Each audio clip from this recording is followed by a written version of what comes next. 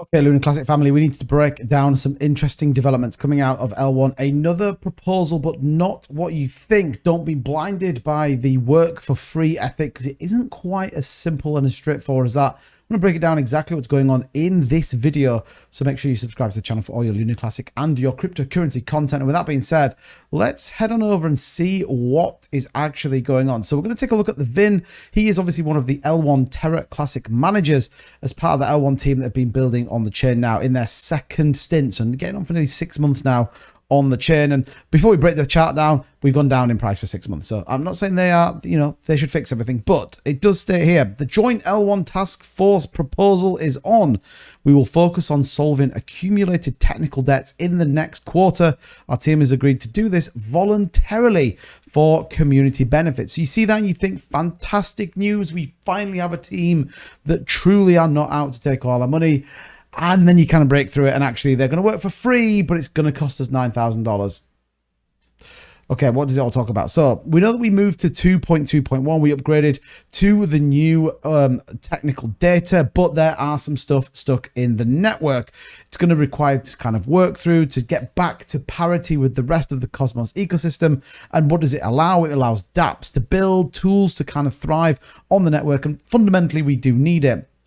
It says here, by adhering to cooperation with Hexagon to simultaneously unveil the proposal, we opted to advance the release of the Joint L1 Task Force Q4 proposal by 1 month. The effective date for this Q4 proposal will be October the 17th. Now, it kind of talks a little bit about what they want to do, how they're going to do it, and why they need to. I want to bring your attention to this line here, though, which states who is on the L1 team. So you can see there's Superman, Vin, and Gevik. Now, if you remember, though, there used to be 5 people on this team, if not a bit more, I think. The primary benefits, what do they hope to do? Stable layer 1 infrastructure, easy to use Terra Classic smart contract development libraries will allow us to build dApps, etc. Moving further on into kind of, the back end of this year and certainly into the early parts of 2024, remaining L1 technical issues, collaborate infrastructure, update and refactor and update the important dApp on Terra Classic. And then we see there, the joint L1 will adhere to only layer 1 logic improvements, release the report of layer 1 logic improvement proposal. But then we get to the money, like you thought it wasn't going to get that way. So the monthly OPEX budget of 3K, an average of 1,000 per developer. This budget amount was ideal for Q1, Q2, and Q3.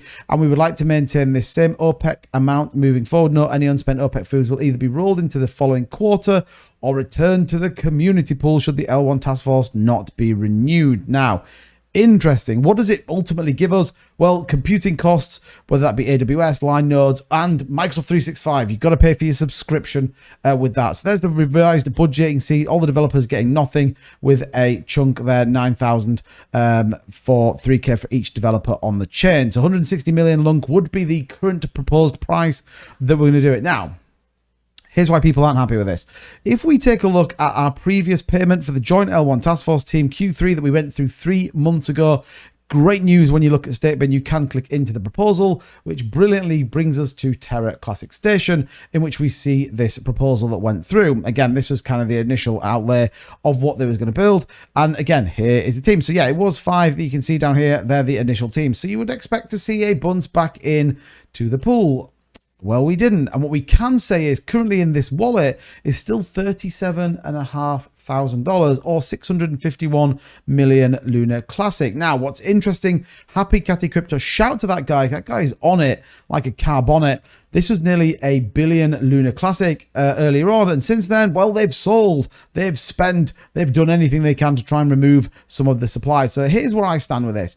I absolutely think it's a fantastic sentiment that you want to work for free on the chain. I agree that we need to provide you with the AWS infrastructure, computers, even your Microsoft Outlook subscription. However, you haven't paid back the previous few quarters. Go and spend that money and then come back to us. A lot of people not happy with this. A lot of people expecting way more than we get. And I guess this is kind of where we go. It is almost a slap in the face. You can't sit there with, a significant chunk sat in your wallet and come and ask us for more. That's not how it works. I understand they have to get paid, but it isn't a charity. Lunar Classic is absolutely not a charity, and everyone should be working towards the same goal. Bear in mind, the more Lunc they have, the higher the price, the more it's worth. It's just a simple case of economics. Now, what have we got in the price? We've just seen the market dump a little bit. RSI trend in the middle, money flow pretty flat. 5720 is the current price when it comes to Lunar Classic, about 2.6% down. I've said this a number of times on either my live streams or previous videos. Right now, Lunc is a hard hold, and what we don't need is false pretenses, people that have one agenda but secretly are driving another. I am not saying the L1 team are doing that, but I can never be in a world where they're sat there with $37,500 and then they're asking the community for a further $9,000. Now, the good news is the community wallet, the community pool is filling back up. Great news, but we're still waiting for some of this money to come back in. We're still waiting for some of these refunds. I even think there might be 2 refunds that should have come back in for those L1 teams not working as they should be. But let me know what you think in the comments down below. I think it's a very interesting. It's certainly not what we need for Lunar Classic right now. And equally, as we're trying to build out, we're trying to look for ustc support from Binance. This is the last thing we need. Add on top of that, we actually saw a 226,000 remint on ustc. Boy, it's a hard hold right now. But look, we're going to keep coming with content. We're going to keep you updated with what's going on with Lunar Classic. Wherever there is volume, wherever there is a chain, there is always potential, but we'll see how this plays out. Let me know in the comments down below. What do you think of the L1 team? Do you think they are packing their bags? Do you think they should pay it back? I'm always interested to know how you feel about it. Don't forget to smash a like on this video. Support the algorithm, pump the channel, and I'll see you guys in the next one. Bye-bye.